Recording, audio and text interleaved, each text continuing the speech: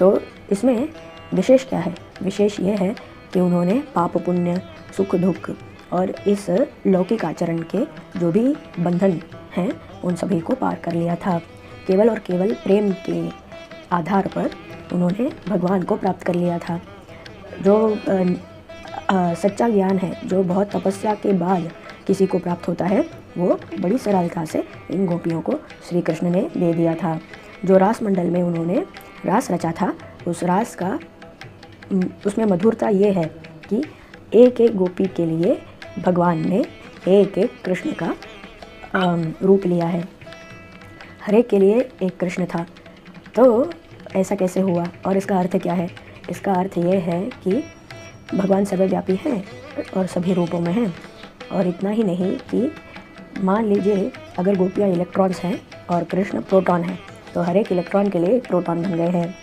तो उन्होंने ये जताया कि वो आत्मस्वरूप हैं और कोई भी रूप हो और उस रूप से जुड़ा हुआ कोई भी गुण हो, उन सभी गुणों को भगवान ने स्वीकार कर लिया है और उसमें वो आत्मस्वरूप बन करके प्रकाशित हो रहे हैं। यही उस रास मंडल का और उस रासलीला का अर्थ है।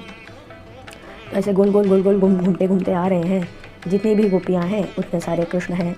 तो कृष्ण तो एक ही है, लेकिन इतने सारे जितनी भी गोपियाँ थी, इतने सारे रूपों में कृष्ण कैसे विभाजित हुए, इसका सीक्रेट क्या है? तो साइंटिफिकली अगर हम बात करें तो यही है कि एक वेव है और वो वेव मल्टीपल फॉर्म्स में रिफ्लेक्ट हो रहा है। तो यही है। तो ऐसे ही हर एक गोपी के लिए श्री कृष्ण है, हर एक गोपी के लिए श्री कृष्ण है। अंतनाम अंतनाम अंतरा माधवः। तो माधवम माधवम च अंतरा अंतनाम। तो अंगनाम अंगनाम अंतरा माधवा। तो ये अंगनाम अंगनाम क्या है? हर एक गोपी, एक एक गोपी के बीच में श्री कृष्ण है और एक एक कृष्ण के बीच में एक गोपी है। तो जिस भी रूप से आप देखना चाहे, जैसे एक कृष्ण एक गोपी, एक कृष्ण एक गोपी, ऐसे ही। और इसका नाम भी रास ही है। तो इस संसार का रस और रास यही है, ये एसेंस यही है, सार यही है कि सभी में वो एक ही आत्मा जो है वो प्रकाशित हो रही है। तो कृष्ण तो अलग नहीं है, भले उन्होंने 10 प्रकार के 10 की संख्या धारण कर ली हो, लेकिन वो है तो एक ही। ये भी कृष्ण है, वो भी कृष्ण है, उसमें कोई अंतर नहीं है।